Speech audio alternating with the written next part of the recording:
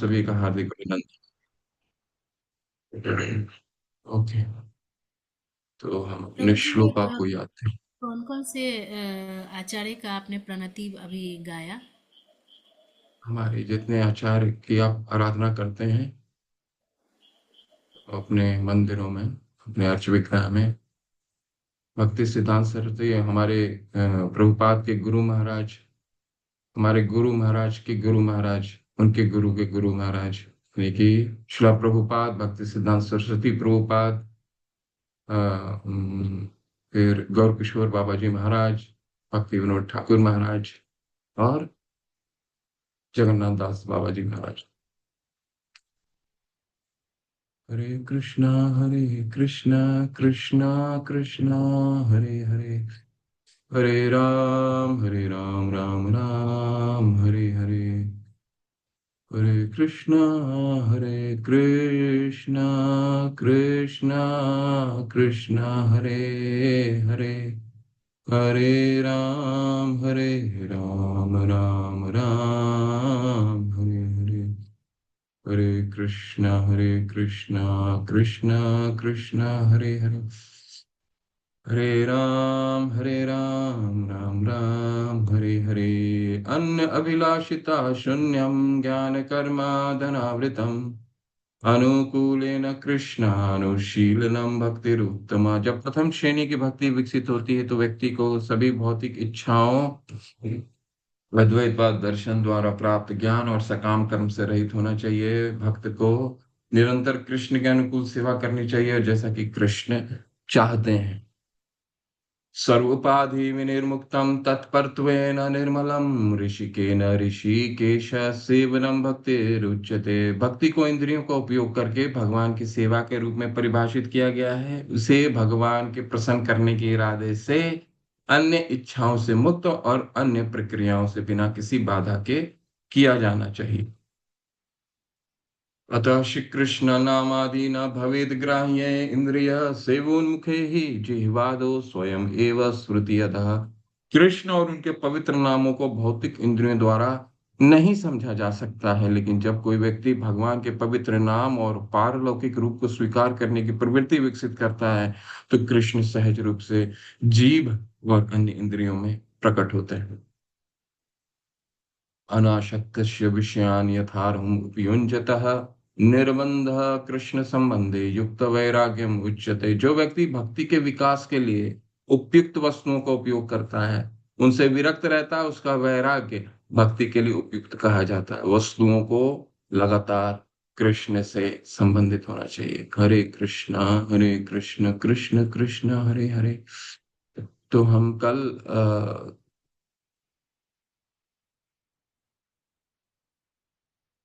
हमने कल क्या देखा? हमने कल पढ़ा भक्तों की तीन श्रेणियों के विषय में। भक्तों की तीन श्रेणियां उत्तम, मध्यम और कनिष्ठ अधिकारी होते हैं। उत्तम अधिकारी वो होते हैं जिनको शास्त्रों में भी निपुण हैं और श्रद्धा भी दृढ़ है। ठीक है। और ये उत्तम अधिकारी के लक्षण हैं। ठीक है। और मध्यम अधिकारी के क्या लक्षण हैं कि शास्त्रों में निपुणता तो नहीं है, फिर भी श्रद्धा बहुत दृढ़ है। और कनिष्ठ अधिकारी कौन होते हैं? कनिष्ठ अधिकारी होते हैं वो जो अभी भक्ति की शुरुआत कर रहे हैं। श्रद्धा भी कोमल है और शास्त्रों में भी निपुणता नहीं होती है। ठीक है। लेकिन भगवान ये रूप गोस्वामी पाद कनिष्ठ भक्तों के और विस्तार करते हुए बताते हैं कि भगवत गीता के 7वें अध्याय में जो चार सूर कीर्तन के बारे में चर्चा हुई है, वो चार के चार सूर कीर्तन कनिष्ठ अधिकारी के रूप में आते हैं। और वो कौन से हैं? चतुर्विधा भजन्ते माम जना सुकीर्तो अर्जुना आर्तो जिज्ञासु अर्थात ज्ञानी च भरत ऋषभ। चार लोग कौन हैं जिनको कोई तकलीफ है शारीरिक? आर्तो जिज्ञासु जो भगवान के बारे में जानने की इच्छुक हैं, जिनको कोई धन चाहिए अर्थार्थी, और जो भगवान से पहले से ही भगवान के विषय में जानते हैं, भौतिक चीजों से विरक्त हैं, भगवान से कुछ भी कामना नहीं है और जानने की इच्छा रखते हैं, वो कौन हो गए? ज्ञानी। ठीक है। और इसके बारे में उदाहरण में भी हमने रूप गोस्वामी पाद समझाते हैं, उदाहरण से समझाते हैं। कौन है? आर्त कौन हो गए? गजेंद्र, जब वो तकलीफ में थे, मगरमच्छ ने पकड़ा रखा था। ठीक है। इसके बाद फिर भगवान की उन्होंने स्तुति की। और इन सब के साथ एक चीज है कि ये सब कनिष्ठ के स्तर पर रहते हैं, और एक बस उनको एक चीज की आवश्यकता होती है ऊपर जाने के लिए। वो क्या है? भगवान के भगवान के पार्षद यानी गुरु, शुद्ध भगवान के शुद्ध भक्तों का संग अगर प्राप्त हो जाता है तो वो उनकी भक्ति फिर वो दृढ़ हो जाते हैं। ध्रुव महाराज के जो अर्थार्थी थे भगवान के, जो भगवान से ब्रह्मा से भी सर्वश्रेष्ठ लोक की कामना रखते थे, लेकिन भगवान का नारद मुनि की सानिध्य प्राप्त हुआ और वो अ, भगवान के शुद्ध भक्त हो गए। ऐसे ही हम देखते हैं जिज्ञासु कौन थे? नैमिषारण्य के ऋषिगण, जो 1000 वर्ष की तपस्या करने के लिए आए थे कि स्वर्ग की प्राप्ति हो, परंतु सुध गोस्वामी जैसे शुद्ध भक्त का संग प्राप्त हुआ और भगवान के श्रीमद् भागवतम सुनने के लिए स्वादु साधु पदे पदे हर एक पद पे स्वाद प्राप्त होता है, ऐसा करके वो बताते हैं। ठीक है। तो ये हमने कल पढ़ा। और इसके बाद फिर बहुत महत्वपूर्ण बिंदु जिसको हम आज फिर चर्चा करेंगे, और चौथा अध्याय भी इसी सिद्धांत का उदाहरण के रूप में प्रस्तुत किया गया है, और उदाहरण को ही हम आज पढ़ेंगे, तीसरा और चौथा। सारे उदाहरण को पढ़ना बहुत आप लोग पढ़ लीजिएगा, कुछ कुछ मुख्य उदाहरण को, कुछ कुछ उदाहरण को समझने का प्रयास करेंगे। क्या कॉन्सेप्ट था? किस चीज पे चर्चा हो रही थी कल? अंतिम क्षण में, एक मिनट रुकी। हम्म। भुक्ति मुक्ति। हाँ, ये भुक्ति मुक्ति स्पृहा जावत् पिशाची हृदि वर्तते तावत् भक्ति सुखस्यात्र कथम अभ्युदयो भवेत्। भक्ति मुक्ति स्पृहा, स्पृहा का क्या मतलब है? कि वो चाहत। ठीक है। भक्ति, और जब तक भक्ति, ये साधना भक्ति जो हमने पढ़ा था कि इस अध्याय का सबसे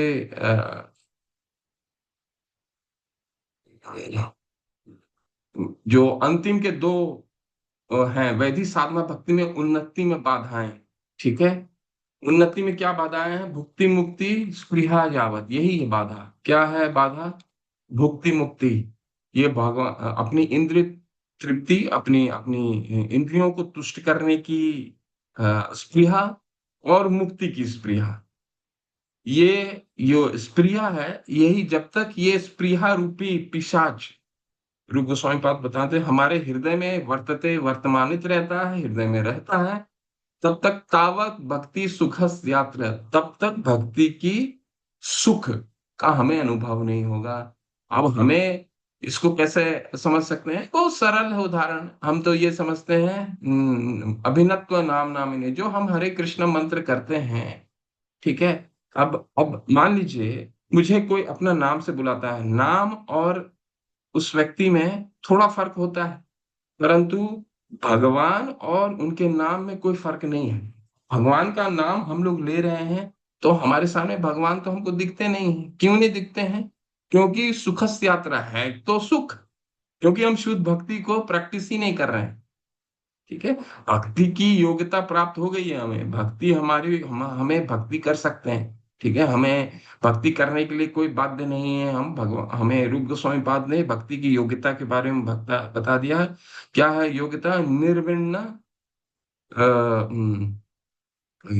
हमें गुरु का, शुद्ध भक्त का सानिध्य प्राप्त हो गया है, पहला योग्यता थी। दूसरा योग्यता, ना निर्वर्ण ना आसिक, ना आसक्तो, ना ही ज्यादा वैराग्य चाहिए और ना ही ज्यादा आसक्ति चाहिए। तो ये तीन चीजें, गुण तो सब में है। तो योग्यता तो प्राप्त हो गई, परंतु हम भक्ति की, शुद्ध भक्ति को प्रैक्टिस नहीं कर रहे हैं, इसलिए भुक्ति और मुक्ति की इच्छा है किसी को। हम में से ज्यादातर लोग क्या है? भुक्ति की इच्छा है, भोगने की इच्छा अभी भी है। ठीक है। तो भोगने की इच्छा रहने के कारण सुखस्य यात्रा प्रथम अभ्युदयो भवेत्, यानी कि अब जब तक ये दोनों चीजें रहेंगी, तब तक भक्ति की सुख की प्राप्ति मुश्किल है। ठीक है। तो इसीलिए हमें नहीं प्राप्त होती। अब इसी कड़ी को आगे बढ़ाते हुए हम लोग आगे क्या पढ़ेंगे, एक मिनट, ग्रंथ भी खोल लीजिए।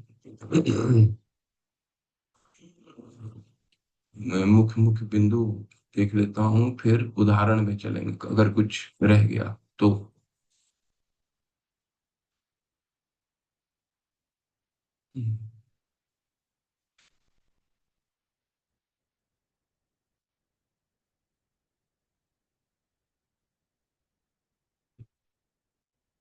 अब एक बहुत ही महत्वपूर्ण चर्चा होने वाली है। क्या चर्चा होने वाली है? क्या चर्चा क्या होने वाली है? भुक्ति मुक्ति स्पृहा। चर्चा होने वाली है केवल और केवल मुक्ति के विषय में। ठीक है, और उसके उदाहरण तो हम ये समझते हैं, रूप गोस्वामी पाद हमने ये बताया कि ये पिशाची के रूप में ये दोनों चीजें जब तक घर में है, हमारे हृदय में है, तब तक भक्ति तावत भक्ति सुख से यात्रा, भक्ति की शुद्ध भक्ति का सुख की प्राप्ति हमें नहीं प्राप्त हो पाएगी। ये तो क्लियर हो जाता है। भुक्ति तो समझ में आ गया कि इंद्रिय तृप्ति, हमारे अपने इंद्रियों को तुष्ट करना, दुखों का निवारण करना, ये हमारा ये हो गया भुक्ति। मुक्ति के विषय में लोगों के बहुत धारणा है कि अरे, पूरा कई प्रांत हम तो यही सुनते में आए हैं कि भगवान मुक्ति ही, मुक्ति के लिए हम कामना कर रहे हैं। लेकिन यहाँ पे तो रूप गोस्वामी पाद एक बहुत ही अहम बिंदु डाल दिए कि मुक्ति भी, अगर मुक्ति की भी स्प्रिया है, भुक्ति तो छोड़ दीजिए, मुक्ति की भी स्प्रिया है, तो वो भक्ति की सुख से यात्रा नहीं हो सकती। भक्ति शुद्ध भक्ति का आनंद का सांद्रानंद विशेष आत्मा नहीं हो सकती। ठीक है, श्री आकर्षणी चसा तो छोड़ दीजिए, मुक्ति मोक्ष लघुता, भगवान तो कह रहे हैं, रूप गोस्वामी बात तो कह रहे हैं कि मुक्ति भी लघु हो जाती है, एकदम छोटी हो जाती है। ठीक है, और वो सिद्धांत आज दोबारा उन्होंने रख दिया कि स्पृहा, मुक्ति की स्पृहा जब तक रहेगी पिशाची के रूप में, तब तक कार्य नहीं।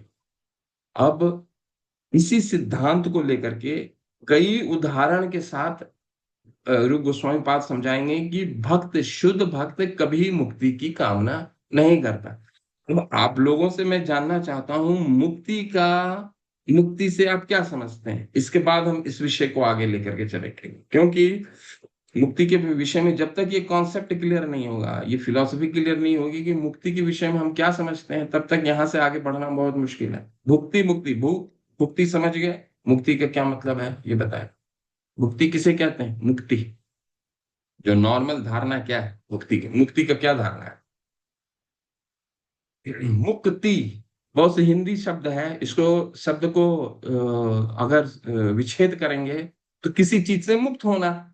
जन्म ठीक है, मरण से, जी बोलिए सुभद्रा माता जी, हरे कृष्ण, धन्यवाद। जन्म मरण से मुक्ति होना, मुक्त हो जाते हैं जिससे ना जन्म होगा ना मरण होगा दोबारा। नहीं, समस्त इच्छा से मुक्त होना, सारे इच्छा से।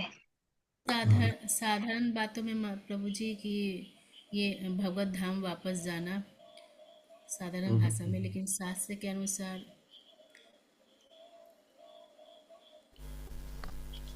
प्रभु जी ब्रह्म ज्योति में विलीन होना मुक्ति है। वो मुक्ति का ऑब्जेक्टिव हो गया, समझ लीजिए। जो आपने बताया कि ब्रह्म ज्योति में लीन होना, वो मुक्ति का उद्देश्य हो गया। लेकिन कोई व्यक्ति मुक्ति क्यों चाहता है, क्यों मुक्त होना चाहता है? किसी चीज से मुझे को नहीं चाहिए, नेति नेति नहीं चाहिए, क्यों मुक्त होना चाहता है? पहले ये ताकि कोई कॉन्सेप्ट बंधन क्लियर है। नहीं हो। यही तो भौतिक चिंता है। जो हैंड रेस किए हैं पहले उनसे चर्चा कर लेते हैं जी। सुधीर पसारी प्रभु मुक्त क्यों होना चाहता है? उद्देश्य तो ठीक है, उद्देश्य समझ में आता, माता ने क्लियर से बता दिया कि ब्रह्म ज्योति में लीन होना चाहता है, ठीक है, समझ में आता दुखों है। दुखों से मुक्ति चाह रहे हैं हम, है ना। दुखालय में फंसे हैं तो हम चाहते हैं हमारा दुखों से मुक्ति मिल जाए। ठीक, धन्यवाद। चर्चा इसको क्लोज करते हैं। तो प्रभु ने अच्छे से समझा दिया है, दुखों से उसको भौतिक चीजों में कोई किसी भी तरह से आसक्ति नहीं है। ठीक है, यानी कि कुछ भी चीज से उसे क्या लगता है कि भौतिक चीजें, जो भी चीज, भौतिक वस्तु जो भी हैं, वो सिर्फ और सिर्फ उसको बांधेंगी, ये यहां तक तो वो कॉन्सेप्ट ठीक है, भक्ति शुद्ध भक्ति के स्तर में आने के लिए ये कॉन्सेप्ट यहाँ तक तो ठीक है कि ये भौतिक चीजें उसको बांधेंगी, लेकिन फंसता कहाँ है वो उद्देश्य में जाकर के फंस जाता है। ठीक है, कहाँ फंसता है? उद्देश्य। उद्देश्य क्या हो जाता है? यहां से मुक्ति भौतिक चीजों से मुक्त होना हो करके, मुक्ति तो हम भौतिक चीजों से कर ही नहीं सकते, हम आगे पढ़ेंगे, रूप गोस्वामी पाद आगे बहुत अच्छे से समझाएंगे, लेकिन यहाँ पर केवल मुक्ति के विषय में चर्चा होगी, क्योंकि मुक्ति स्पृहा है, मुक्ति की कामना भी स्पृहा है, और जब तक मुक्ति की कामना स्पृहा के रूप में, पिशाची के रूप में हृदय में रहेगी, शुद्ध भक्ति का प्राप्ति नहीं होगी। तो ये बहुत कम, बहुत ही इंपॉर्टेंट बिंदु है, बहुत फिलोसफी ये क्लियर हो जानी चाहिए कि मुक्ति भी शुद्ध भक्त नहीं चाहता है। क्यों नहीं चाहता है? क्योंकि उस उसको आगे हम लेकर के चलेंगे। ठीक है, ये चीज समझ में आ जाता है कि मुक्ति जो है भौतिक चीजों से, हर भौतिक चीज जो है वो हमें बांधती है, ऐसे मुक्त व्यक्ति चाहते हैं। मुक्त व्यक्ति जो मुक्ति चाहते हैं वो ये सोचते हैं कि हर चीज मुझे भौतिक चीजों में बांधती है, इनसे दूर जाना है, नेति नेति, इनसे दूर जाना है। और कहाँ जाना है? उद्देश्य कहाँ है? ब्रह्म ज्योति में लीन होना। तो अगला एक श्लोक बहुत अच्छा है, वो पढ़ेंगे, इसके बाद आगे।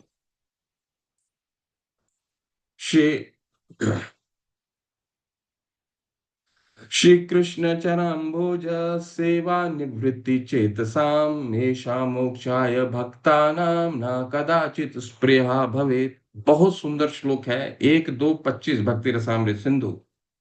श्री कृष्ण चरम्भोज सेवा निवृत्ति चेतसाम येषा मोक्षाय भक्तानां न कदाचित स्पृहा भवेत्। तो यहाँ पे रूप गोस्वामी पाद समझाएंगे, श्री कृष्ण के चरण भोज, यानी कि श्री चरणाम भोज, चरणाम भोज का क्या मतलब है? कि भगवान श्री कृष्ण के चरण को जो शरण में आता है, सेवा निवृत्ति चेतसाम, और सेवा करने के लिए निवृत्त का यहाँ क्या मतलब है? निवृत्त का मतलब रिटायरमेंट भी होता है लेकिन यहाँ देखिए व के आगे 2 र लगा हुआ है। ठीक है, तो निवृत्त का क्या मतलब है? आनंद, सुख। ठीक है, एक निवृत्त क्या हो गया? जिसमें सिर्फ एक आधा अ लगा हो, उसका मतलब हो गया रिटायरमेंट, अवकाश लेना। लेकिन ये अवकाश वाला निवृत्त नहीं है। ये कौन सा निवृत्त है?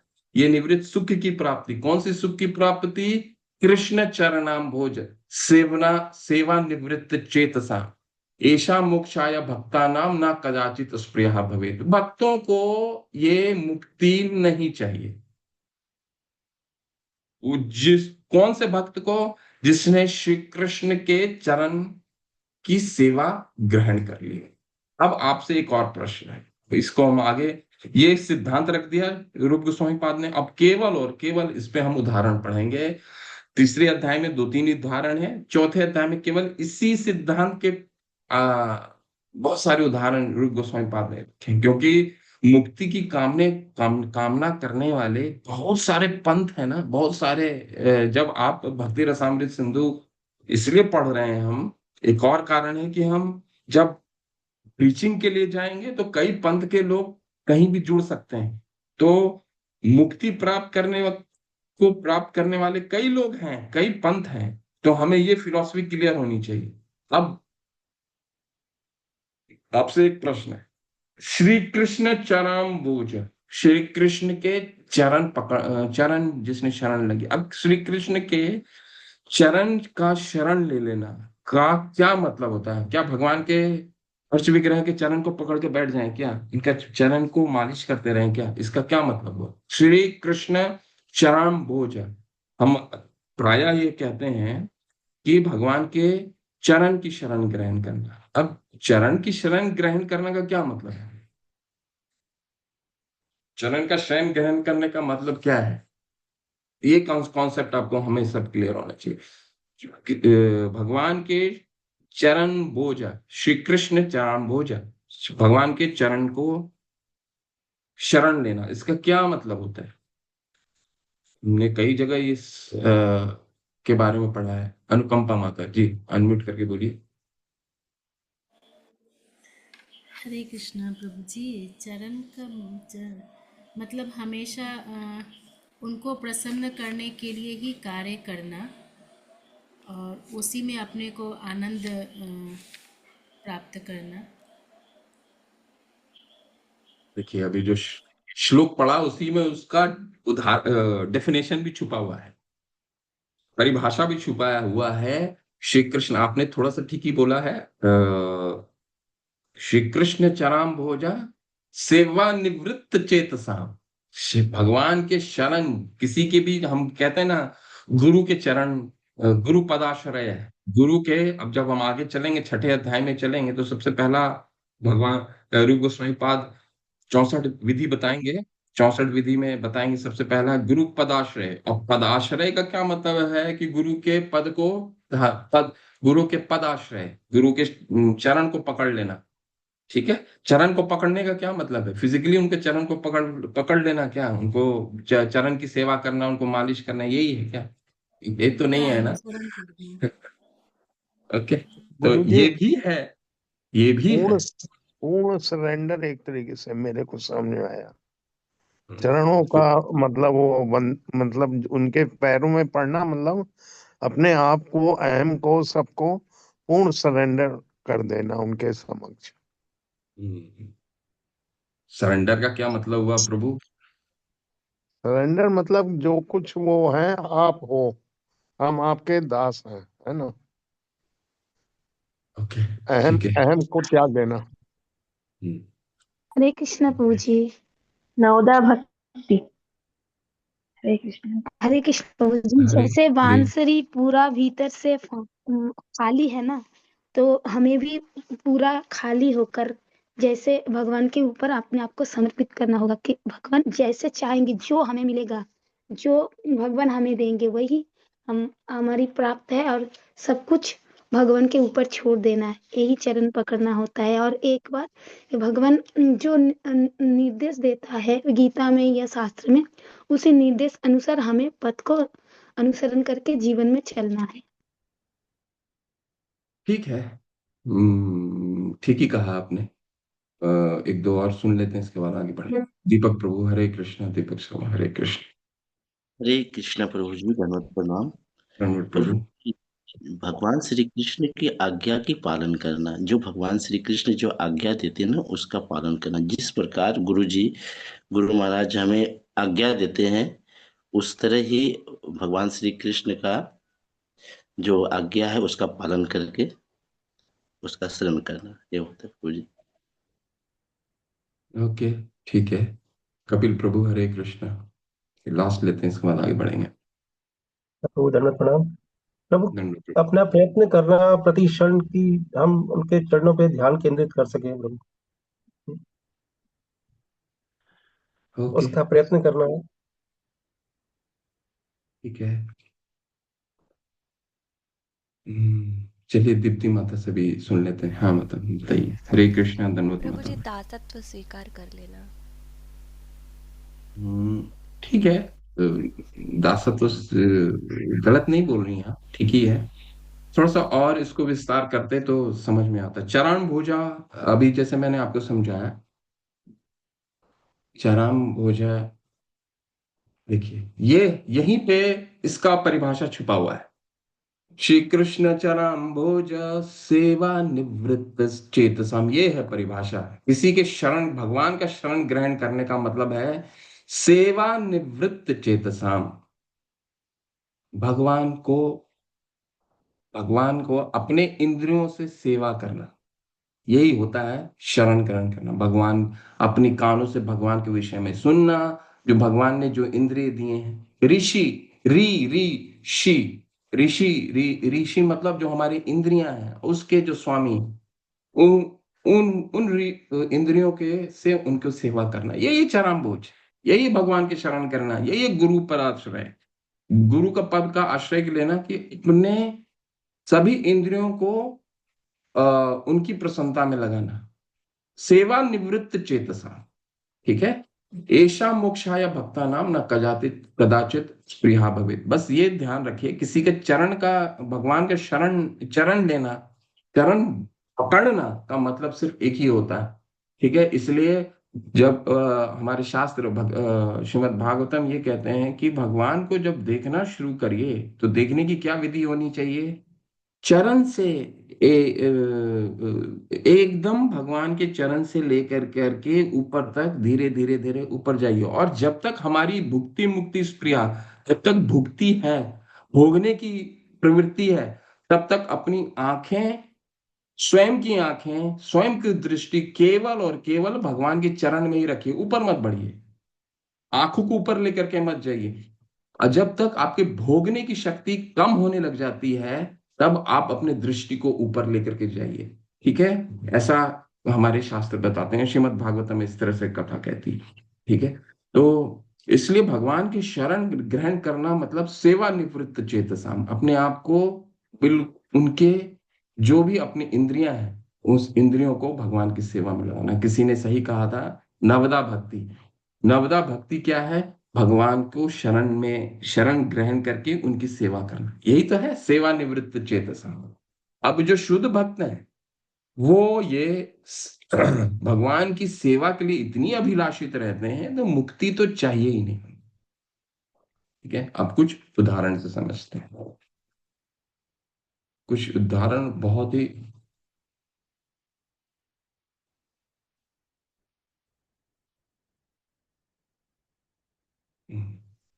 चलिए, कुछ उदाहरण ग्रंथ खोलिए। अब ये सिद्धांत रखा है रूप गोस्वामी पाद ने, और पूरा तीसरा अध्याय के देखिए पहला उदाहरण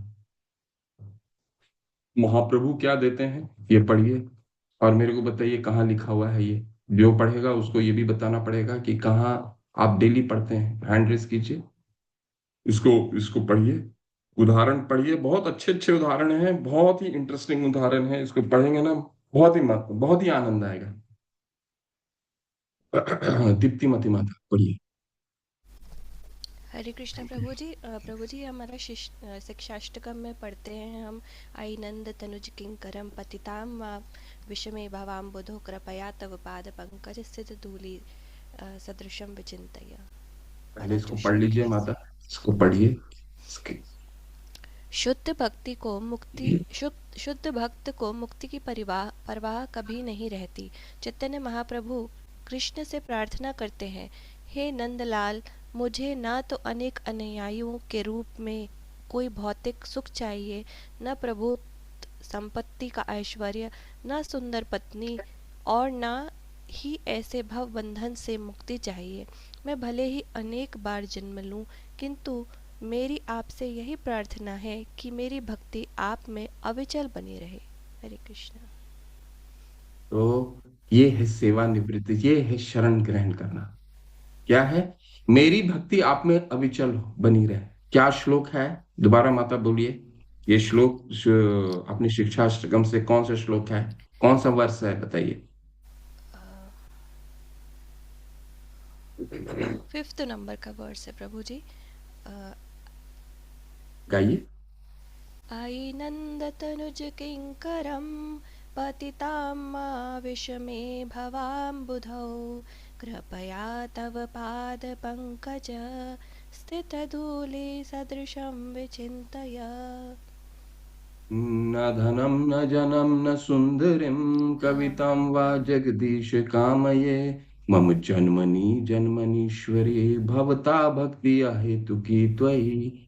मुझे क्या नहीं चाहिए? देखिए, मुझे तो ना कोई अनेक अनुयायियों के रूप में, न धनम न जनम न सुंदरीम, न सुंदर पत्नी चाहिए, न सुंदरीम कविताम वा, कविताम मतलब जगदीश काम ये, ना मुझे अनेक अनुयायियों के रूप में कोई भौतिक सुख चाहिए, न धनम चाहिए, न न जन्म, न धनम न जन्म दोबारा भाव बंधन से, ना ही मुझे मुक्ति चाहिए।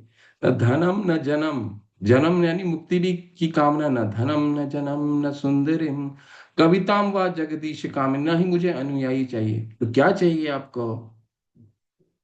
मम जन्मनि जन्मनीश्वरे भवता भक्ति हेतुकी, मुझे केवल और केवल मेरी आपकी भक्ति में आपकी अविचल बनी रही, यही मुझे चाहिए। ठीक है, यही है भगवान के शरण ग्रहण करना, यही है भगवान के चरण को पकड़ना। ठीक है, ओके। और बहुत सारे उदाहरण हैं, बहुत सारे उदाहरण को हम पढ़ेंगे। ठीक है, पहला उदाहरण हमने पढ़ा, दूसरा उदाहरण बहुत सुंदर उदाहरण आने वाला है। देखो देखो देखो, हाँ चलिए ये पढ़िए, इस 3:25-36 उदाहरण 2। इस संदर्भ में श्रीमद् भागवतम में 3.25.36 कपिल ने अपनी माता देवहूति को जो उपदेश दिया वह इस प्रकार है।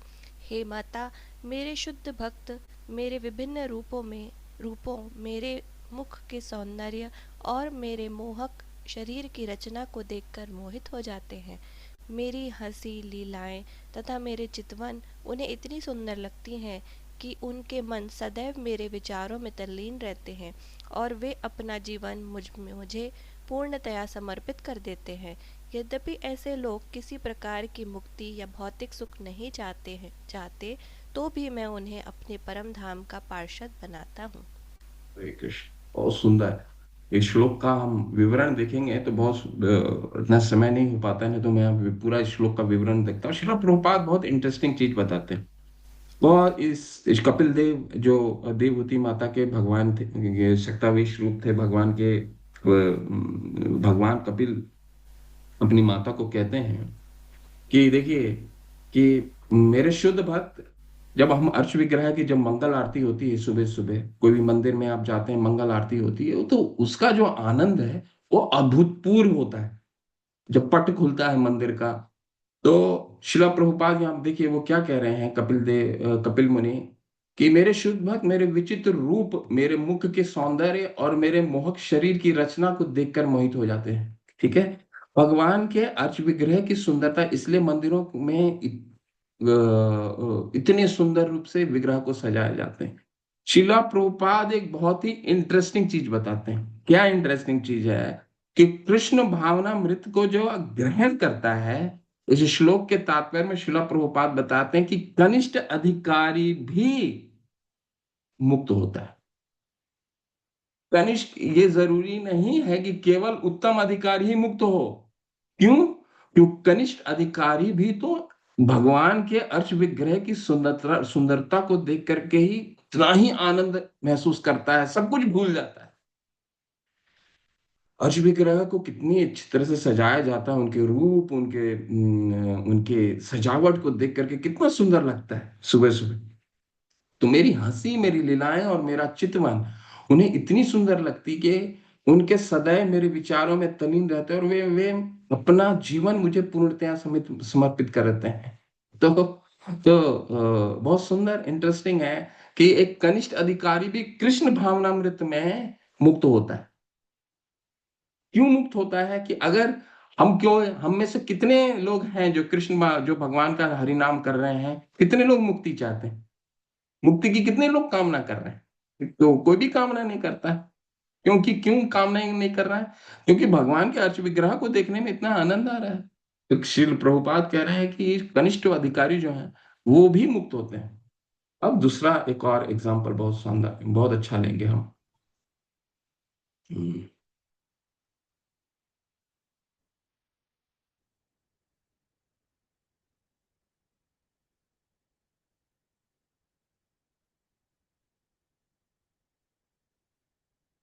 ये पढ़िए, बहुत सुंदर है ये एग्जाम्पल, और ये हमें याद रखने वाले श्लोक है। 3:25-34। मैं अभी इस श्लोक को भी खोलूंगा, लेकिन पहले ये पढ़ लीजिए, कोई अगर पढ़ना चाहते हैं।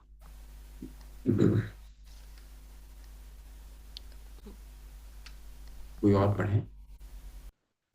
भाई बहुत है, बहुत सारे उदाहरण हैं, बहुत अच्छे अच्छे उदाहरण हैं, और इनको नोट करके रखिए। अब खाली समय में जब भी समय मिलता है इन श्लोकों को खोलिए।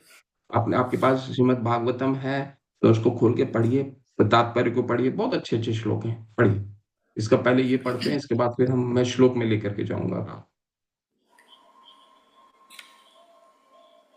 इसी पढ़िए प्रकार अनुकंपा माता। श्रीमद् भागवत में 3.25.34 एक अंश आता है जहाँ कपिल देव अपनी माता को उपदेश देते हैं, हे माता, वे भक्त जिनके हृदय मेरे चरण कमलों की सेवा से सदा पूरित रहते हैं और जो मुझे प्रसन्न करने के लिए कुछ भी करने को तैयार रहते हैं, विशेषतया वे भाग्यशाली भक्तगण जो मेरे गुण, लीला तथा स्वरूप को समझने के लिए एकत्र होते हैं और सामूहिक रूप में मेरा यशोगान करके दिव्य आनंद की प्राप्ति करते हैं, कभी भी मुझसे तदाकार नहीं होना चाहते।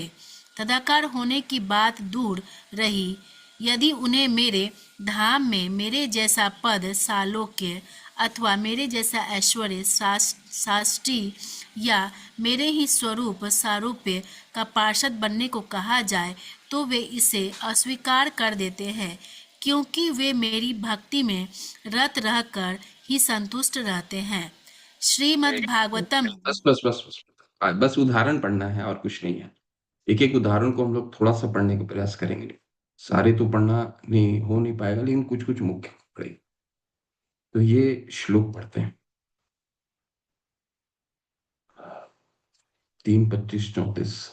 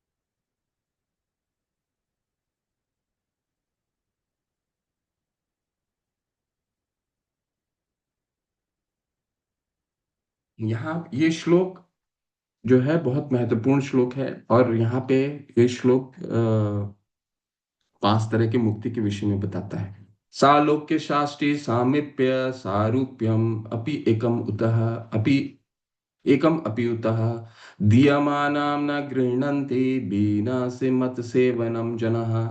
सालोक्य शास्त्री सामीप्य सारूप्यम अपि एकम उतः अपि एकम अपि उतः दीयमानां न गृह्णन्ति बिना मत सेवनम जना। बहुत सुंदर श्लोक है। देखिए इस श्लोक में अभी हमने जो क्या पढ़ा, यहाँ पे भगवान कपिल माता को बता रहे हैं कि सालोक्य मतलब भगवान के लोक में वास करना, शास्त्री भगवान के जैसा ओपुलेंस यानी कि भगवान के जैसा तो ऐश्वर्य प्राप्त नहीं कर सकता, लेकिन सालोक्य शास्त्री यानी कि भगवान जैसा ऐश्वर्य की प्राप्ति, सामीप्य भगवान के लोक में वास करना, सारूप्य भगवान जैसा दिखने का प्रयास करना, एकम अपि उतः यानी कि सायुज्य भगवान में एकाकार होना। ये भक्त जो हैं ये पांचों के पांचों सालोक्य, साष्टी, सामीप्य, सारूप्यम और सायुज्य मुक्ति, ये कुछ भी इनको नहीं चाहिए। तो क्या चाहिए इनको? दीयमानाम न गृह्णन्ति।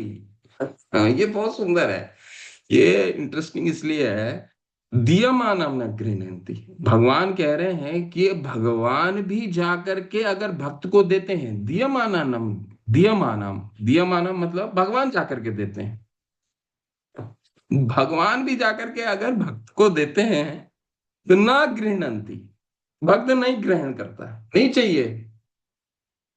अरे अरे भगवान दे रहे हैं, नहीं चाहिए। शुद्ध भक्त बोलता है नहीं चाहिए। क्या चाहिए तुमको? अगर उसमें मत सेवनम जना, अगर उसमें सेवा नहीं है तो मुझे कुछ भी नहीं चाहिए, ना ही सालोक्य शास्त्री चाहिए, सामीप्य चाहिए। इसीलिए आपने कई जगह सुना होगा कि भगवान के भक्त भगवान के धाम भी जाने की कामना नहीं करते। क्यों नहीं करते? क्योंकि यहीं पर उनको सेवा की, जब सेवा मिल रहा है वो तो यहीं पे धाम का, वो यहीं पे मुक्त रहते हैं। अब कनिष्ठ भक्त भी क्यों मुक्त है? देखिए श्रील प्रभुपाद क्यों ऐसा स्टेटमेंट देते हैं कि कनिष्ठ भक्त भी मुक्त है? क्यों? भगवान की सेवा कर रहा है ना यहीं पे। वहां भी जाकर के वही करेगा, यहाँ पर भी वही करेगा। उसकी इच्छा तो सेवा की है। भगवान स्वयं भी आकर के अगर ये चारों चीज, चलो मेरे मेरे मेरे धाम में चलो तो वहां मेरे साथ वास करो, नहीं चाहिए। मेरे तुमको वहां जाकर के मैं तुमको अपने जैसा ऐश्वर्य दे दूंगा, नहीं चाहिए। अब मेरे जैसा तुमको चार हाथ मिल जाएंगे, बहुत अच्छा तुमको रूप, वो वैकुंठ का रूप प्राप्त होगा, नहीं चाहिए। क्या चाहिए? बिना मत सेवनम जना। अब ध्रुव महाराज को क्या भगवान का धाम नहीं मिला? देखिए, भगवान अपने भक्तों को मुक्ति स्वतः ही प्राप्त हो जाती है, स्वतः ही प्राप्त हो जाती है। भगवान क्या ध्रुव महाराज को उनके लोक नहीं मिला? मिला ना। अजामिल को क्या भगवान का धाम नहीं मिला? मिल प्राप्त हुई। तो भगवान की सेवा के लिए अभिलाषित होते हैं। भगवान के शुद्ध भक्त जो हैं, कभी भी भगवान भगवान स्वयं देने के लिए आए, अब तो भी वो ग्रहण नहीं करते, वो नहीं लेते। क्यों? वो चीज चाहिए ही नहीं, कामना ही नहीं है। ठीक है, बहुत बहुत ही सिंपल है, बहुत ही सरल से इसको समझने का प्रयास कीजिए। भौतिक चीज में भी कभी कभी क्या होता है कि आप मान लीजिए आपका पेट भर गया हो, खाना खा रहे हो और आप बिल्कुल तुष्ट हैं, और जब खाना आपका पेट पूरा भर गया, तुष्ट है, आपके सामने और भी आपकी मन पसंदीदा चीज लेके आ रही है, कोई रसगुल्ले लेके आ गया, कोई जलेबी जलेबी लेके आ गया, कोई कुछ और लेकर के आ गया, आप क्या बोलेंगे? नहीं चाहिए मेरे को भी भाई, नहीं मुझे चाहिए ये, यही बोलेंगे ना। तो भगवान के शुद्ध भक्त क्या चाहते हैं? बिना मत सेवनम जना। अब जब तक उसमें सेवा नहीं है, इसीलिए श्री कृष्ण चराम भोजा, भगवान की शरण ग्रहण करने का क्या मतलब है? भगवान की सेवा चेतसाम, भगवान की सेवा के लिए भगवान की शरण ग्रहण करके भगवान के रूप गुण लीलाओं का श्रवण में जो सुख की प्राप्ति है, वो और वो किसी भी सुख की प्राप्ति उसका उसकी उसके बराबरी नहीं कर सकता। भगवान स्वयं भी अगर देने आए तो भी वो शुद्ध भक्त नहीं लेता। और कुछ इंटरेस्टिंग एग्जाम्पल पढ़ेंगे।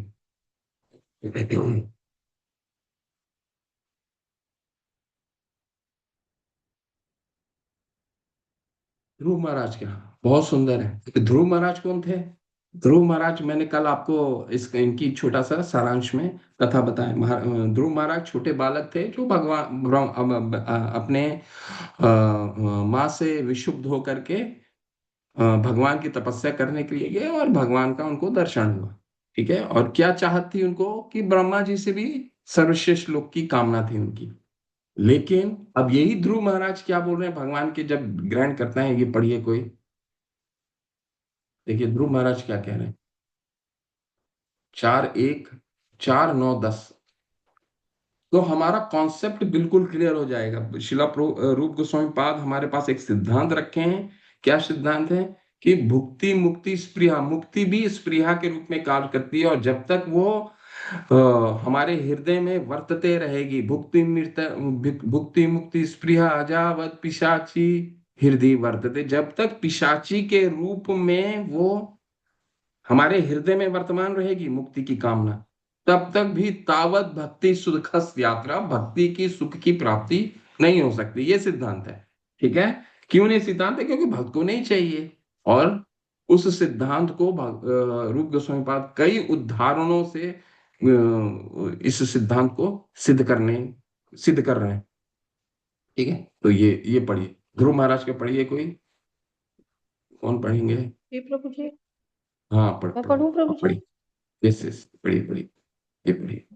श्रीमद् भागवतम में 4.9.10 ध्रुव महाराज कहते हैं कि हे प्रभु, शुद्ध भक्तगण आपके चरण कमलों के ध्यान से जो दिव्य आनंद प्राप्त करते हैं, उसकी तुलना मायावादियों द्वारा आत्म साक्षात्कार से प्राप्त होने वाले दिव्य सुख कभी नहीं कर सकता।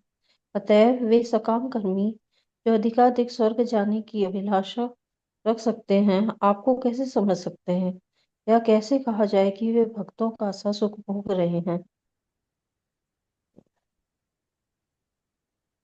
मेरे विचार हाँ जी जी जी। प्रभु जी कहाँ पे पढ़ना है? हो गया ना, समाप्त हो गया ना, हाँ ठीक है।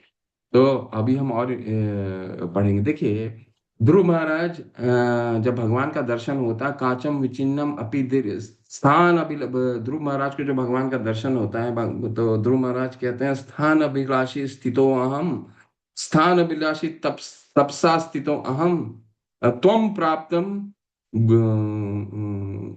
त्वम प्राप्तम मुनि मुनि इंद्र गुह्यम काचम विचिन्नम अपि दिव्य रत्नम स्वामी कृतार्थोस्मि वरम न यच। अब नहीं चाहिए मेरे को कुछ भी। मैं तो आया यहाँ क्यों था? तपस्या करने। स्थान अभिलाषी तपसा स्थितो हम, मैं स्थान की अभिलाषित था। ब्रह्मा जी से भी मुझे बड़ा लोक चाहिए था। ब्रह्मा जी से भी बहुत बड़ा लोक चाहिए था। स्थान अभिलाषी स्थितो अहम। और उसी के लिए मैं तपस्या भी करने के लिए आया था। ठीक है। और त्वम प्राप्तम देव मुनि इंद्र गुह्यम, और इसके बाद मुझे आपका वो रूप प्राप्त हुआ जो ना ही देवताओं को, ना मुनियों को, ना ही इंद्रियों को, ना ही इंद्र को प्राप्त हो पाता है। भगवान स्वयं आ गए थे, नारायण उनके पास, ध्रुव महाराज के पास। ठीक है ना। तो कह रहे हैं, त्वम प्राप्तम देव मुनि इंद्र गुह्यम, आपका ये जो गुह्य रूप है वो मेरे सामने साक्षात्कार हुआ है। अब मुझे क्या चाहिए? कांचम विचिन्नम अपि दिव्य रत्नम, कांच की अभिलाषा करने के लिए गया था मैं। मुझे कांच के टुकड़े चाहिए थे। ब्रह्मा जी से भी सर्वश्रेष्ठ लोग क्या है? कांच का टुकड़ा ही है ना। अब भगवान 8वें अध्याय में कह रहे हैं, आप ब्रह्मा भुवनाथ लोकान पुनर्वर्तिनो अर्जुना। बाबा, 14 जगत के सबसे ऊपर जगत में भी तुम जाओगे तो पुनर्वर्तिनो, तुम्हारा जन्म मृत्यु वहां भी लगा रहेगा। और 8वें अध्याय में भगवान ने ब्रह्मा जी का भी उम्र लिख दिया है कि 311 ट्रिलियन साल उम्र उनकी होती है, और 150 वर्ष उम्र हो चुकी है। तो इस 14 जगत में जो हमारे सर्वश्रेष्ठ गुरु हैं जीवों के, ब्रह्मा जी, जब उनकी मृत्यु होनी है, तो आप ब्रह्मा भूनाथ लोकन, तो फिर हम ब्रह्मा जी के भी लोक जाने की क्यों अभिलाषित रहे? तो ये कह रहे हैं, तो कांचम विचिन्नम अपि दिव्य रत्नम में कांच के टुकड़े की अभिलाषी था कि ब्रह्मा जी के भी, जो उनके पिता के पिता थे, तो जब उनसे भी बड़ा लोग, जब ब्रह्मा जी का भी लोग चला जाएगा, तो फिर वो तो कांच के समान हो गया ना। तो कांचम विचिन्नम अपि दिव्य रत्नम, मैं कांच के टुकड़े लेने गया और मुझे मिल गया क्या? दिव्य रत्न। मुझे आपका दर्शन हो गया। स्वामी कृतार्थो वरम न यच। अब मुझे कुछ नहीं चाहिए स्वामी। अब तो भगवान वहां आए, नारायण, और ध्रुव महाराज से पूछा, क्या चाहिए आप बोलो। तुमने तो पूरे पूरे ब्रह्मांड को अपनी तपस्या से पीत कर दिया है, सबकी सांसें रुकी हुई हैं, चाहिए क्या तुमको? जल्दी जल्दी बोलो, जल्दी बोलो। और देवतागण मेरे को कह रहे हैं कि मेरी सांसें रुक गई हैं तुम्हारी तपस्या से। तुमने एक उंगली दबाई और सबकी सांसें रुक गई हैं। वो मेरे पास दौड़े दौड़े आए। तो बोलो, जल्दी बोलो, क्या चाहिए? स्वामी कृतार्थ बस में आप दिख गए स्वामी, अब मुझे कुछ नहीं चाहिए। तो ध्रुव महाराज यहाँ पे क्या कह रहे हैं? ध्रुव महाराज यहाँ पे हमें ये बताने की कोशिश कर रहे हैं कि भगवान के जो मुक्ति की अभिलाषित होते हैं, जो भगवान में तदाकार होने चाहते हैं, वहां पे तदाकार होने के बाद उनको प्राप्त ही क्या होता है? अब मान लीजिए, वहां ना भगवान का रूप प्राप्त होगा, ना भगवान का प्रसाद प्राप्त होगा, ना भगवान का लीलाएं होंगी, ना भगवान का संकीर्तन होगा, ना भगवान के आगे नृत्य होगा, कुछ भी नहीं होगा। अब मान लीजिए आपको किसी त्योहार में या कोई फंक्शन में बुलाया जाता है। कोई फंक्शन में बुलाया जाता है, आप फंक्शन में जाते हैं, उस फंक्शन में ना ही खाना है, ना ही कोई है वहां पे, बस कुछ भी नहीं है वहां पे। तो क्या आप वहां पे रहना पसंद करेंगे? नहीं रह सकते। तो इसीलिए, और भगवान ने, हालांकि वो मार्ग भगवान तक जाता, भगवान ने 12वें अध्याय में कहा है, कलेशो अधिकतरस्तेषाम अव्यक्त आसक्त चेतसाम। ये कलेशो भरा मार्ग है, लेकिन वहां जाएंगे, जाना क्यों? जब जब स्वामी कृतार्थ तो वरम न यचे, भगवान विग्रह के रूप में हमारे सामने विराजमान है, हमें क्यों वो मार्ग की के लिए प्रयत्न करना है? ये ध्रुव महाराज कह रहे हैं। एक और इंटरेस्टिंग एग्जाम्पल लेंगे, बहुत सुंदर एग्जाम्पल, चौथे अध्याय का एग्जाम्पल ध्रुव महाराज पृथु महाराज का लेंगे एग्जाम्पल। बहुत अच्छा एग्जाम्पल है। चौथा अध्याय में केवल और केवल मुक्ति से भी बढ़कर भक्ति, बस यही इसी की चर्चा है। अच्छे से पढ़िए इसको, बहुत अच्छा लगेगा आपको। बहुत ही सुंदर अध्याय है ये। हाँ, पहला को पढ़ें सुधीर प्रसारी प्रभु, आप पहला ये उदाहरण पढ़िए, बहुत सुंदर उदाहरण है। प्रभु जी, मैं पढ़ रही थी। अच्छा ठीक है, आप पढ़िए। प्रभु आप इसके बाद पढ़िएगा, पढ़िए आप। ठीक है। भगवान की भक्ति से में भक्त कितनी गंभीरता पूर्वक लिप्त रहता है, इसे महाराज पृथु आदिराज के उस कथन से समझा जा सकता है जो श्रीमद् भागवतम में कैंटो नहीं दिखाई दे रहा, 4.20.24 प्राप्त है। वे भगवान से प्रार्थना करते हैं कि हे प्रभु, यदि मुक्ति मिलने के बाद भी मुझे आपके उस यशोगान को सुनने का अवसर न मिले जिसे शुद्ध भक्तजन आपके चरण कमलों की प्रशंसा में अपने अंतःस्थल से उच्चारण करते हैं, और यदि मुझे इस दिव्य आनंद का मधु प्राप्त करने का अवसर न मिले, तो मैं आपसे इस तथाकथित आध्यात्मिक उत्थान की अर्थात मुक्ति की याचना कभी नहीं करूंगा। मैं तो आपसे सदैव यही प्रार्थना करूंगा कि आप मुझे लाखों रसनाएं जीवें तथा आंखों कान प्रदान करें, जिससे मैं निरंतर आपकी देवी कीर्ति का उच्चारण एवं श्रवण कर सकूं। हरे कृष्ण। मायावादी लोग बस बस यही तक ही। जी, देखो, ओके। पृथु महाराज कह रहे हैं 4:20-24 में, रुकिए 4:20-24 खोल दो।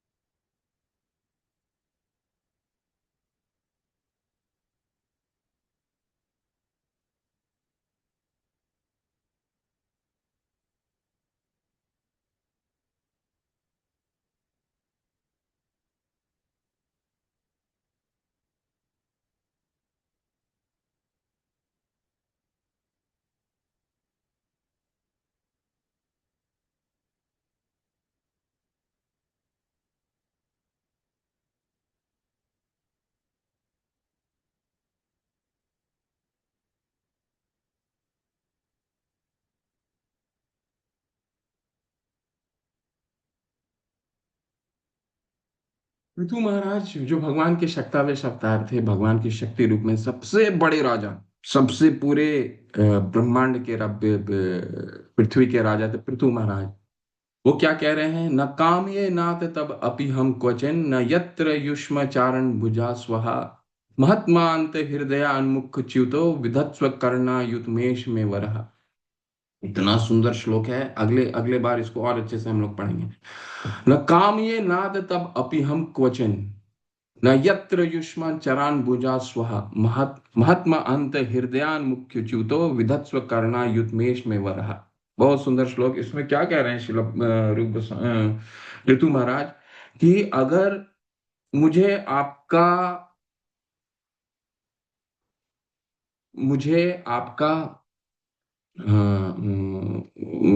निर्विशेष रूप में तदाकार होने की कोई अभिलाषा नहीं है। क्यों नहीं अभिलाषा है? क्योंकि वहां मुझे आपके विषय में सुनने के लिए कुछ नहीं मिलेगा, क्योंकि वहां तो कुछ है ही नहीं। अब ब्रह्म ज्योति में क्या है? भगवान की तो ज्योति ही है। ठीक है, ब्रह्म अब भगवान का तो साक्षात्कार हो नहीं रहा है। अब मान लीजिए आप एक घर में रह रहे हैं, अब घर के रूम में आप रह रहे हैं और घर की बाउंड्री है, गेट है। अब घर की बाउंड्री के अंदर कोई आता है तो भी वो कहा जाता है कि भगवान वो व्यक्ति से मिलने के लिए आ गया, परंतु व्यक्ति का साक्षात्कार तो नहीं हुआ। जब तक वो रूम में जाकर के उससे मिलेगा नहीं, तब तक तो उसका साक्षात्कार नहीं हुआ। हाँ, वो जरूर आ तो गया है, उस घर में प्रवेश तो कर गया है, गेट के अंदर आ गया है। तो पृथु महाराज ये कह रहे हैं कि मुझे कोई अभिलाषा नहीं है आपसे तदाकार होने के लिए। तो क्या अभिलाषा है? और पृथु महाराज बहुत ही सुंदर कह रहे हैं कि मुझे लाखों लाख कान दे दीजिए और लाखों लाख जीवा दे दीजिए। क्यों चाहिए कान? कान, लाखों लाख कान देने का क्या मतलब है? सर में कान आ जाए, यहाँ पे कान आ जाए, यहाँ कान आ जाए, यहाँ कान आ जाए, पेट में कान आ जाए, ऐसा कह रहे हैं? नहीं। मान लीजिए हजारों कान आने का क्या मतलब है? रास्ता की आप एक समय में आप क्या करते हैं, कभी कभी किसी को, मान लीजिए आप इस्कॉन बेंगलुरु की आरती अटेंड कर रहे हैं, लेकिन आपको कभी कभी वृंदावन की भी आरती अटेंड करने की इच्छा हो जाती है, या फिर मायापुर की आरती अटेंड करने की इच्छा हो जाती है। तो कई लोग को मैंने देखा क्या है कि मंदिर में रहते हैं, एक मैंने भक्त को भी देखा है, मंदिर में रहते हैं और मायापुर की नरसिंह आरती जैसी शुरू होती है, मायापुर की नरसिंह आरती वो अपने मोबाइल से लगा करके उसको देखते हैं। अर्श विग्रह से बहुत ही ऐसा बहुत लोगों को होता है। तो एक ही समय में वो क्या कर रहे हैं, दो जगह को सुनने का प्रयास कर रहे हैं। तो पृथु महाराज ये कहने का प्रयास कर रहे हैं, मान लीजिए आज अभी इस समय हम आपके साथ एक कथा हो रही है, ठीक है, अभी यहाँ पे कथा हो रही है, लेकिन इसी समय पूरे ब्रह्मांड में कितनी कथाएं चल रही होंगी, यही 6:30 बजे से 7:30 पौने 8 बजे तक कितनी कथाएं चल रही होंगी, आपके आसपास कितनी कथाएं हो रही होंगी। आप भी सुन रहे हैं, कहीं बैठे हुए, कोई लखनऊ में है, कोई दिल्ली में है, कोई कहाँ है, कोई कहाँ, ये सुन पा रहा है ना। तो पृथु महाराज कह रहे हैं मुझे लाखों कान चाहिए, लाखों कान चाहिए। क्या क्या मतलब? मुझे ये ऐसी शक्ति दीजिए कि एक ही समय में ब्रह्मांड में जितनी भी कथाएं हो रही हों, 7:30 6:30 से लेकर के 7:30 बजे तक, वो सारी कथाओं में सुन सकूं। ये ये है भगवान की कितना सुंदर अभिलाषा। और क्या, और क्या कह रहे हैं, और क्या ये कह रहे हैं कि मुझे लाखों लाखों जीवा चाहिए, रसनाएं चाहिए। क्या जीवा रसनाएं का क्या मतलब हो गया? जीवा रसनाएं का मतलब हो गया कि मैं एक ही साथ भगवत गीता भी का भी पाठ कर सकूं, भागवतम का भी पाठ कर सकूं। मतलब मुझे ये शक्ति दीजिए कि एक ही साथ आपकी सारी स्तुति को कर सकूं। भगवान का भक्त, जब देखिए आपको भी, जब थोड़ा सा भी ज्ञान हो जाता है, भगवान थोड़ा सा भी ज्ञान हो जाता है तो क्या आप करते हैं, क्या करते हैं कि जो आपने सीखा है किसी को सुनाने का प्रयास करते हैं। क्यों सुनाने का प्रयास करते हैं? क्योंकि वो अच्छा लगता है, कीर्तन करना अच्छा लगता है ना, ठीक है। तो पृथु महाराज यही कह रहे हैं कि मुझे यही चाहिए, ताकि मुझे हजारों लाखों लाख जीव दे दीजिए, लाखों लाख कान दे दीजिए, कि एक ही समय में मैं जितनी कथाएं हैं आपको कथाओं को कर सकूं, और ब्रह्मांड में जितनी कथाएं हो रही हों उसको मैं सुन सकूं। ठीक है, तो आज यही रुकते हैं, और बहुत सारे उदाहरण हैं और इस श्लोक को और अच्छे से हम पढ़ने का प्रयास करेंगे। ठीक है, तो आज हमने मोटा मोटी क्या देखा कि श्री रूप गोस्वामी पाद ने एक सिद्धांत रखा, और वो सिद्धांत क्या है? सिद्धांत ये है कि शुद्ध भक्त मुक्ति की कामना नहीं करते, बिना सेवनम जना सालोक्य सारूप्य शास्त्री सामीप्य सालोक्य शास्त्री सारूप्य सामीप्य एकतम अप्युतः प्रियमाणाम न गृह्णन्ति बिना सेवनम जना। चाहे मुक्ति कैसे भी भगवान स्वयं आकर के सालोक्य दे दें, शास्त्री दे दें, सारूप्य दे दिए, सामीप्य दे दिए, सायुज तो छोड़ दीजिए, सायुज तो ऐसे ही नहीं होता, भगवान स्वयं ने उसको लाइक करते हैं। तो सायुज तो छोड़ दीजिए, ये चार भी आकर के दे दे, सालोक्य, सारूप्य, सामीप्य और साशिष्टि, तो भगवान के भक्त क्या कहेगा? मुझे नहीं चाहिए बिना सेवनम जना। अगर सेवा नहीं है आपके लोक में तो मुझे जहां मैं रह रहा हूं वहीं रहने दीजिए। यहाँ चुवे ग्रह की सेवा मिल रही है, आपकी कीर्तन करने को मिल रहा है, रहने दीजिए, है ना। तो ये सिद्धांत रखा, और सिद्धांत के ऊपर हमने 2-3 उदाहरण को देखा। ठीक है, क्या क्या उदाहरण थे?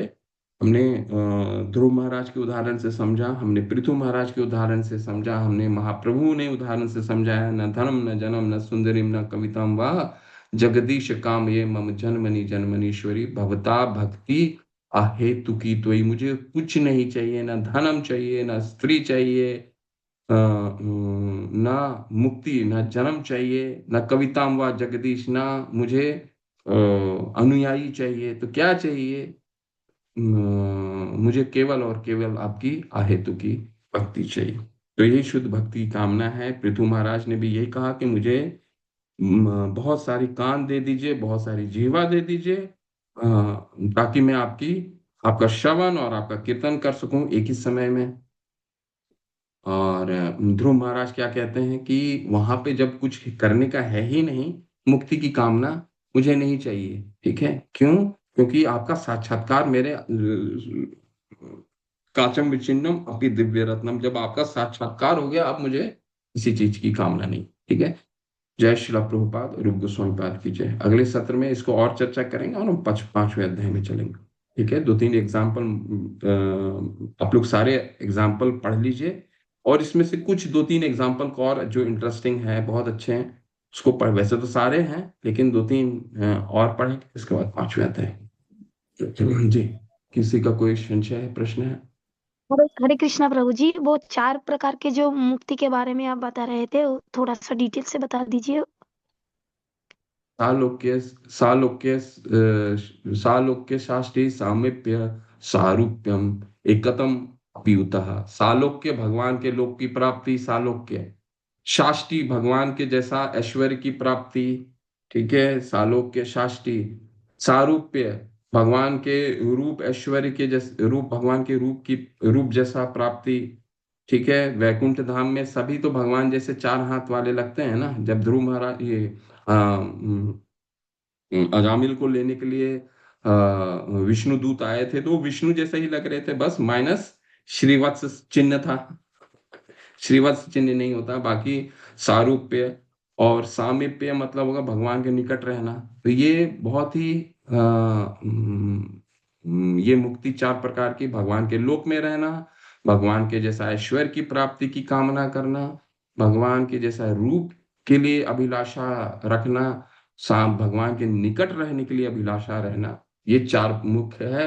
और सायुज्य एकतम अपियुता, भगवान से एकाकार हो जाना। 2 तरह के एकाकार होती है, एक ब्रह्म एकाकार, एक ब्रह्म एकाकार होता है, और एक विष्णु एकाकार। 2 तरह के एकाकार होता है, इस पे चर्चा ज्यादा नहीं करेंगे। ब्रह्म एकाकार यानी कि ब्रह्म में तदाकार होना, और एक विष्णु में तदाकार होना। ठीक है, तो ये इसको तो माइनस कर ही दिया गया है। ये 4 प्रकार के इस तरह के हैं। ठीक है, मत प्रभु जी, इनके सबका एक एक एग्जाम्पल दे दीजिए कि जैसे धन्यवाद प्रभु जी। सालोक्य मुक्ति, जैसे ध्रुव जी महाराज को अपना लोक मिल गया था, या सारूप्य है, या रामानुज जी आचार्य ने प्रसाद खा लिया था तो उनके 4 हाथ हो रहे थे, या धुंधकारी है जो शायद सारूप्य हो गया, वो उसी में समा गए थे प्रभु जी में। इसका सिर्फ एक एक एग्जाम्पल आप दे दीजिए अच्छा सा, या नेक्स्ट टाइम दे दीजिएगा अगर समय कम है तो। सारे सारे भक्त को ये प्राप्ति होती है माता, सायुज्य छोड़ करके। सायुज्य तो चाहता ही नहीं कोई। सभी भक्त तो भगवान के पार्षद होते हैं, सब उनके लोक में ही। नित्य सिद्ध भक्त जितने हैं, सब उनके लोक में वास करते हैं। उनके धाम जाने का क्या मतलब है?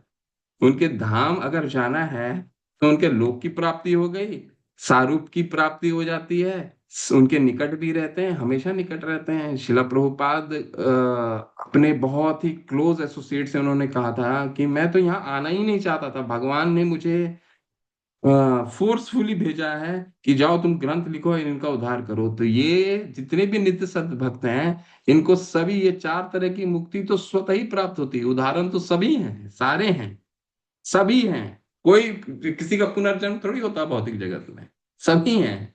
सबको सालोक की प्राप्ति होती है, सारूप की प्राप्ति होती है, सामीप की प्राप्ति होती है, सबको शास्त्री की प्राप्ति होती है। शास्त्री सब चारों को प्राप्त, चारों चीजें सबको प्राप्त होती है। ठीक है, इसमें सब सभी उदाहरण आ गए, नित्य सिद्ध में सभी उदाहरण आ जाते हैं। ठीक है, और अगर कोई विशेष चाहिए आपके, इसमें कोई ऐसा है ही नहीं जो आप नहीं चाहते। भगवान के धाम में जाना मतलब सब कुछ प्राप्ति। ठीक है, मतलब जी। नवीन प्रभु, क्या प्रश्न है? हरे कृष्णा प्रभु जी। हरे कृष्ण प्रभु जी, जैसे आज मैं चर्चा में तो नहीं हुआ शामिल, तो लेकिन जैसे अब हम भक्त चाहते हैं कि मुक्ति चाहते हैं, या भगवान से मिलना चाहते हैं, उसको प्राप्त करना चाहते हैं, मतलब हम इस जीवन से दुखी रहते हैं, कष्ट में रहते हैं। तो मतलब हम इस संसार में क्यों दुखी क्यों रहते हैं, मतलब कमी क्या है इस वर्ल्ड में, मतलब इसमें तो मुझे तो कोई ऐसा, जैसे मैं, मेरा क्वेश्चन था उस दिन, तो मैंने सोचा, कभी विचार किया, मैं कहा हम दुखी क्यों रहते हैं, कि हम परेशान क्यों रहते हैं, कि भाई भगवान की ही बनाई हुई सृष्टि है लेकिन उसमें परेशान रहते हैं लोग। ये भी तो भगवान ने ही बनाई है, हमारा शरीर भगवान ने बनाया है, ये जितनी भी सृष्टि, पूरी पृथ्वी, जल, आकाश, सब भगवान का ही दिया हुआ है। तो हम इनसे इतना दूर क्यों भागने की कोशिश में रहते हैं कि हम इनसे छुटकारा मिल जाए, इस जीवन से हम छुटकारा क्यों चाहते हैं? तो ये एक प्रश्न है कि भाई हमें मतलब हम जानते हैं कि ये भी भगवान का ही है, और सब जानते हैं, और भगवान कहते भी हैं, गीता में भी कहते हैं कि सब मेरा ही है। तो फिर भी हम मतलब जानते हुए भी कि भी ये सब धरती भगवान की है, सब कुछ भगवान का ही है, तो जब सब भगवान का ही है तो हम भगवान की बनाई हुई चीज़ों से इतना मतलब दुखी क्यों रहते हैं, और उनसे इतना दूर क्यों भागना चाहते हैं, उनसे क्यों परेशान होते हैं? जैसे मैं काम में लगा हूँ, तो मेरे को लगा कि भाई मैं परेशान हूँ, मैं जो है भक्ति नहीं कर पा रहा है, तो मुझे मतलब ये महसूस हुआ कि भाई हम परेशान है क्यों? ये भी तो भगवान का ही है, ये भी तो भगवान ने ही हमें यहाँ भेजा है, हमें दिया है सब कुछ। तो मुझे मतलब क्या इसका आसक्ति, इसका वो हो सकता है क्या प्रभु जी की, मतलब आसक्ति है इसीलिए हम परेशान हैं, कि भाई हमें जो है कि भाई क्वेश्चन मन में आया कि भाई, ये तो मतलब परेशान ये होने का तो आसक्ति। आपका तो स्वभाव ही है, परेशान होंगे ही आप। क्यों? क्योंकि आपका जो स्वरूप है वो स्वरूप की प्राप्ति ही नहीं हो रही है आपको। अब मान लीजिए, बहुत सरल उदाहरण से, भौतिक उदाहरण से समझाते हैं, ठीक है? एक कैदी को जेल में डाल दिया जाता है, उसको क्या तकलीफ है बताइए? सरकार की दी हुई सारी सुविधा तो प्राप्त कर रहा है, 3 समय का खाना प्राप्त हो ही रहा है, आराम प्राप्त हो ही रहा है, किताब पढ़ना है किताब पढ़ ही सकता है, क्या उसको तकलीफ है? अब एक जेल में एक कैदी को क्या तकलीफ है? जो बाहर बाहर वही तकलीफ आपका, हमारा और धाम में वही फर्क है। क्या है?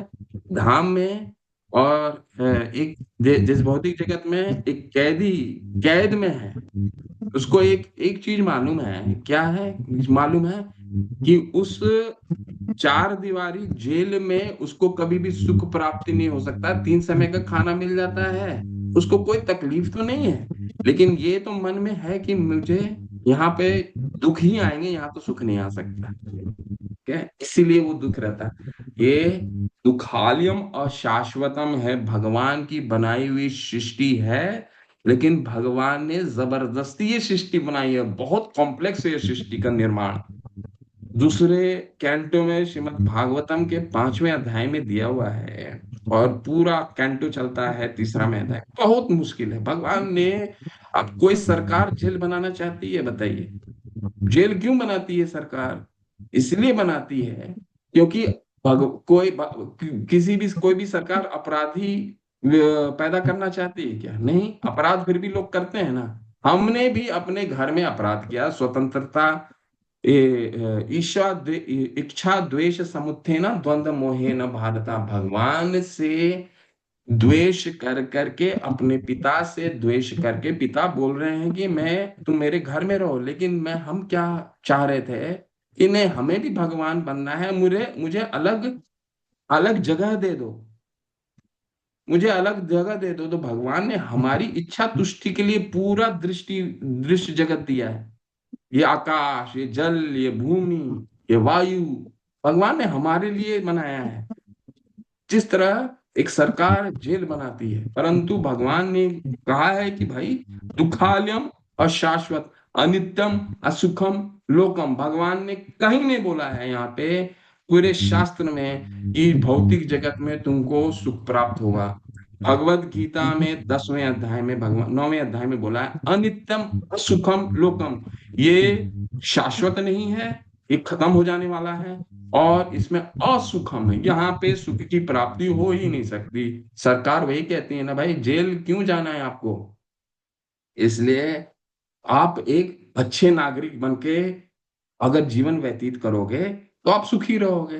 शास्त्रों को भगवान, इसीलिए कानून के रूप में भगवान ने शास्त्र दे दिए कि चलो एक बार तुम भटक भी गए, तुमको भौतिक जगत दे भी दिया, अब शास्त्र को पढ़ो और समझो तुम्हारा तुम्हारा स्वरूप क्या है। अब हम दुखी बस इसी के लिए होते हैं, क्यों? अपने स्वरूप के अनुसार कार्य नहीं कर रहे हैं। हमारा कार्य है सेवा करना, सेवा तो कर ही रहे हैं, लेकिन जिसकी सेवा करनी चाहिए उसकी सेवा नहीं कर रहे हैं। अब इस जगत में भी अगर आपको देखिए, हमने आज वही पढ़ा, भगवान के शुद्ध भक्त भगवान की सेवा के लिए अभिलाषी रहते हैं। हम क्या कर रहे हैं? हम भगवान की सेवा को छोड़ करके दुनिया में जितनी चीजें हैं उसकी सेवा कर रहे हैं। देहो पत्र कलात्रे देशु असत्सु देहो पत्र कलात्रे देशु, ये देह अपने देह की सेवा कर रहे हैं, कलात्रे जो अपने बच्चों की सेवा कर रहे हैं, अपनी पत्नी की कलात्रे दिशु अपनी पत्नी की सेवा कर रहे हैं, अपने रिलेटिव की सेवा कर रहे हैं। असत तेषाम परमतो निधम पश्यन अपी न पश्यति, तो कभी भी प्रसन्नता हो ही नहीं सकती, सेवा तो भगवान की करनी है। तो इसी का ये कारण है, आपके हमारे सभी का दुख का कारण ये है। ठीक है, बहुत ही सरल में आपको समझा दिया, और कोई कारण नहीं। हम सेवा करने की प्रवृत्ति तो हमें बनी रहती है, लेकिन हम सेवा कहीं और, इस जगत में अगर हमें खुश रहना है तो सेवा को डाइवर्ट करना होगा। वही हम भक्ति रसामृत सिंधु में पढ़ रहे हैं। ठीक है प्रभु। प्रभु जी, फिर उन्होंने 4 आश्रम तो खुद ही बना के रखे हैं, खुद ही हमको गृहस्थ आश्रम में भेजा है, तो हम नहीं करेंगे तो कैसे चलेगा? तो भगवान ने बनाया है ना, भगवान ने। अब भाई, आप जेल में से स्वतंत्रता प्राप्त करना चाहते हैं तो आपको अच्छे गुण तो दिखाने होंगे जेलर के सामने। जेल में तो अच्छा व्यवहार करना होगा। तो ठीक उसी तरह इस भौतिक जगत में अच्छा व्यवहार करने के लिए भगवान ने वेदों के नियम डाले हैं कि भाई ये नियम को फॉलो करोगे तो। अब 4 जो गृहस्थ बनाए हैं, वो क्यों बनाए हैं? धर्म, वो कौन सा है? अतः पुंबी द्विज श्रेष्ठा वर्णाश्रम विभागशः स्वनिष्ठस्य धर्मस्य संसिद्धि हरितोषणम। अब 4 आश्रम और 4 वर्ण का विभाजन क्यों किया भगवान ने? अतः पुंबी द्विज श्रेष्ठा वर्णाश्रम विभागशः स्वनिष्ठस्य धर्मस्य, ये धर्म का पालन क्यों क्यों करना है? संसिद्धि हरितोषणम, भगवान की प्रसन्नता के लिए हमें ये करना है। ये 4 वर्ण और 4 आश्रम, तब हम मुक्त हो पाएंगे, तब हम अपने स्वरूप को समझ पाएंगे। कानून को फॉलो, जेल में भी रहने का बाद भी एक कैदी अगर कानून को फॉलो करेगा तभी तो स्वतंत्र तो होगा। तो भगवान ने इसीलिए ये वर्ण और आश्रम बनाए ताकि यहाँ रह करके भी वेदों के नियम का पालन करो, तब तुम धीरे धीरे अपने स्वरूप को समझोगे। और जब स्वरूप समझ में आ गया, स्वरूप का हमारा हमारा काम क्या, हमारा धर्म क्या है, तब फिर तुम सुखी हो जाओगे। इस भौतिक जगत में भी रह करके हम सुखी हो सकते हैं, वहां जाने की जरूरत नहीं है। भगवत गीता में ये भी कहा गया है, अमृत तत्वाय कल्पते, यहीं पे अमृत प्राप्त होगा। वहां तो दूर की बात, वो तो बाद में जाएंगे, मृत्यु के बाद। अभी धर्म भी तत्कालीन, भगवान अभी ने अभी बनाया था। अमृत तत्वाय कल्पते, दूसरा अध्याय का 15वां श्लोक भगवत गीता में। तो उसमें लिखा है कि इसी इसी वक्त हम अमृत की स्वाद ले सकते हैं, बशर्ते हम वेदों के नियम का पालन करें और भगवान की प्रसन्नता के लिए कार्य करें, अपने स्वरूप समझ लें। ठीक, ये है बस। भगवान के लिए सुने, श्रवणम कीर्तनम स्मरणम विष्णु स्मरणम पाद सेवनम अर्चनम वंदनम साख्यम दास्यम आदि, ये 9 तरीके की भक्ति किसी को पकड़ लीजिए और बस चलिए, और कुछ नहीं करने की आवश्यकता, बहुत सरल है। ठीक है, अनुकंपा माता, अंतिम प्रश्न। प्रभु जी, तो धर्म भी भगवान ने बनाए हैं या हम लोगों ने खुद बनाए हैं धर्म? कौन सा धर्म? ये हिंदू, मुस्लिम, सिख, ईसाई, ये धर्म। भगवान ने तो कहाँ धर्म बनाए? भगवान ने तो केवल चातुर्वर्णीय मया सिस्टम गुण कर्म विभाग, गुण के अनुसार उन्होंने वर्ण और आश्रम को भाग कर दिया। भगवान ने सिर्फ एक ही चीज दिया है, एक ही धर्म है। क्या धर्म है? सर्वधर्मान परित्यज्य माम एकम शरणम व्रज। एक ही धर्म है हमारा, सर्वधर्मान परित्यज्य माम एकम, मेरी शरण में आना ही हमारा धर्म है। ये भगवान ने बनाया, और कुछ नहीं बनाया भगवान ने।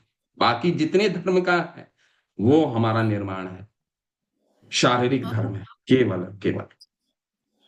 ठीक है, और प्रभु कोई जी, हिंदू यहाँ मुसलमान नहीं। पे 3rd चैप्टर के लास्ट पैराग्राफ में ध्रुव महाराज कहते हैं, अतः वे सकाम कर्मी जो अधिकाधिक स्वर्ग जाने की ही अभिलाषा रख सकते हैं, आपको कैसे समझ सकते हैं, और यह कैसे कहा जाए कि वे भक्तों का साथ सुख भोग रहे हैं? इसका क्या मतलब है प्रभु जी? तो अगले सत्र में इस पे चर्चा करेंगे, बहुत लंबा हो जाएगा अभी, ठीक है। 15 मिनट में इस क्वेश्चन को पकड़ के रखिएगा, और अगले गुरुवार को इसी से शुरू करेंगे। और ये फिलॉसफी पूरा क्लियर हो जाना चाहिए, ईश्वर की जी कामना क्यों नहीं कर रहा है, क्यों करता है। उदाहरण तो हमारे सामने है। बताइए, नैमिषारण्य के ऋषिगण तो स्वर्ग की प्राप्ति के लिए 1000 वर्ष के लिए तपस्या करने के लिए आए थे, और जैसे ही सूत गोस्वामी ने भागवतम शुरू किया, गर हरि हरि वयम तू न वृतप्याम उत्तम श्लोके विक्रमे श्रीनवताम रस ज्ञानम स्वादु स्वादु पते। आप सुनाइए सुनाइए, अब और भी मुझे आनंद आ रहा है। स्वादु स्वादु पते, हर एक पद में क्यों बोला उन्होंने तपस्या, सारा तपस्या यज्ञ छोड़ करके जो स्वर्ग की प्राप्ति क्यों बोला उन्होंने, इस पर चर्चा करेंगे, आपका प्रश्न का उत्तर भी देंगे, ठीक है। ओके, चलिए। जी प्रभु जी, और ये सायुज जी एक बार थोड़ा सा समझा दीजिए प्रभु जी। सायुज सायुजी सायुज का मतलब है भगवान से एकाकार होना, भगवान ही बन जाना की अभिलाषा, ठीक है। इसको सायुज्य का मतलब होता है भगवान बन जाना। सायुज्य भगवान में एकाकार हो जाना, भगवान वो भी देते हैं, मौका देते हैं, ठीक है। धन्यवाद। इसको ओके। वाञ्छाकल्पतरुभ्यश्च कृपा सिन्धुभ्येव च पतितानां पावनेभ्यो वैष्णवेभ्यो नमो नमः। अनंत कोटि वैष्णव वृंद की जय, श्रील प्रभुपाद की जय, श्री रूप गोस्वामी पाद की जय, निताई गौर प्रेमानंदे, हरि हरि बोल, हरे कृष्ण।